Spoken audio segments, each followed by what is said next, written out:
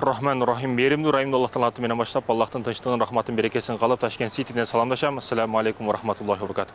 Урматтуу мусулман бір туғандарым, урматтуу мекендештерим, үч нерсе. Биринчиси чыныгы ишенч, ишенчибиз. Сиз эмне үчүн воскресенье күнү церковька барбай, жума күнү Аллахтын мечитиге, Аллахтын үйгө келесиз. Себеби сиз Аллахка ишенесиз. Сиздин ишенчиңиз Аллахтын мечитиге алып келет. Демек, көрдүңүз, сиздин ишенчиңиз сизди аракетке түртөт. Ошондуктан биринчи ишенчибиз керек. Бардык кыйынчылык, түшүк маселелер келген учурда ишенишибиз керек. Аллахтын барлыгына, бирлигине, аткарышыбызга ишенишибиз керек. Кылган амалдарыбызды аткарышыбызга чындап ишенишибиз керек. Ишенбесек кантип аткарабыз? Демек, ишенч негизги маселелерден бири экен. Ал эми урматтуу мусулман бир туугандарым, экинчиден биз тынымсыз көп айтып келген максат маселеси. Максатсыз адамдар өтө көп бүгүн. Максатсыз жүргөн, жөн эле кезип, айланып жүргөндөр өтө көп. Акчасын таппайт, башкасын кылбайт, тапкан акчасын жеп ичип айланып жүргөндөр, максатсыз айтып жүргөндөр өтө көп. Максат экинчи маселеде эң негизги маселелерден.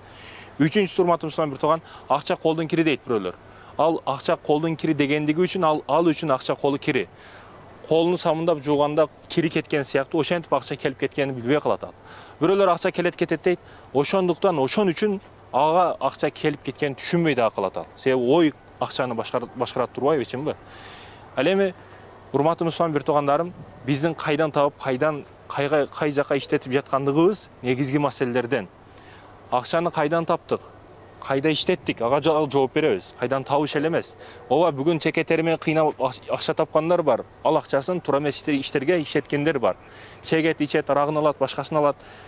Туура эмес иштеткендер көп. Ошондуктан акчаны табуу бир маселе болсо, ал кайсыл жака колдонуу бул 100 проблема. Себеби 100 маселе. Активиңизге колдоносузбу, пассивиңизге, пайдаңызга, зыяныңызга, акыреттеги инвестицияңызга, же дүйнөлүк инвестицияга эмне үчүн колдонуп жатасыз? Ал негизги маселелерден, урматтуу мусулман бир тууган. Ошондуктан акча маселеси. Акча маселесине токтолуудан мурда дагы бир маселени айтышыбыз керек. Акчадан мурда. Себеби жан дүйнөгө, жүрөгүбүзгө акча деген нерсе түшүнүк кирип калса, анда акча чыгалбай калат. Биринчи Аллах деген системабызга, жүрөгүбүзгө системаны орнотуруш керек. Жүрөгүбүз Аллах деп соксо, канча акча келип кетсе дагы, банкрот болсок дагы жүрөккө эч кандай зыяны тийбейт. Бүгүн угуп каласызбы, билип каласызбы? Акчасы банкрот болуптур, башкасы банкрот болуптур, инсульт болуп калыптыр, жүрөгү кармап калыптыр деген сөздөрдү угуп эле жүрөсүз. Бул эмнеден? Жүрөгүнө акча кирип кеткен, мал дүйнө деген жүрөгүнө кирип кеткен, урматтуу мусулман бир тууган. Мундайларды мен деле көп угуп көрүп жүрөм, мен негизи көрүп жүрөм мындай маселелерди. Курулуш компаниясы бар. Bir машинасы $70 миң машина.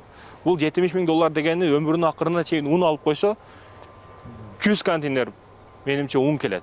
Анча унду ал өмүрүнүн акырга чейин жейт. Рызкы маселесинде ойлонбосо дагы болот. Аллах алардын небере чебересиге дагы жетептен рызкын берип койгон, бирок жүрөгүнөн тынчтыкты алып койгон. Ал маселелер урматтуу мусулман бир тууган негизги маселелерден. Ошондуктан жүрөккө Аллах деген нерсени киргизишибиз керек. Ал эми акча маселесин окуп, үйрөнүп, аракет кылсак акча келе берет, бирок кайсыл жерге иштетиш негизги маселелерден. Кайдан таптың, кайда иштеттиң, буга дагы жооп беребиз. Активист, пассивист. Урматтуу мусулман бир туугандарым, чоң шаарлар, чоң үйлөр, чоң мүмкүнчүлүктөр. Бизге жетелеген миңдеген кадамдар бар. Бизнес үчүн чоң проекттерибиз бар. Аракет кылышыбыз керек, токтобошубуз керек. Өзбекстанда мисалы убагында жүзүм жеткизип турган бизге туугандарыбыз, биз казакка башкага жөнөп жүргөнбүз, өтө коозучулар эле. Айтор досошуп кыла турган иштер өтө көп. Аракет кылсак, токтотпосок боло берет баары иншалла. Салам.